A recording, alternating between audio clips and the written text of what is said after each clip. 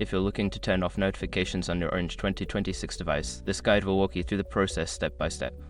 Follow these instructions to manage your notification settings effectively. Step 1. Access Settings. Open the main menu on your Orange 2026 and locate the Settings icon. Tap on it to enter the Settings menu where you can adjust various device options.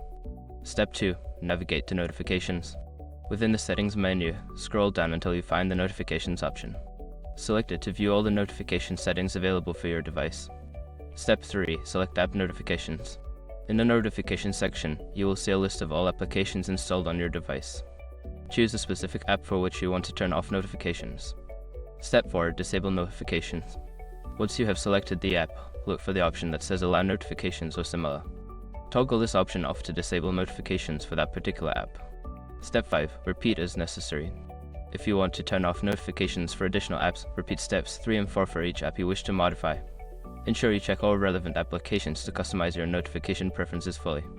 By following these steps, you can easily manage and turn off notifications on your Orange 2026 device.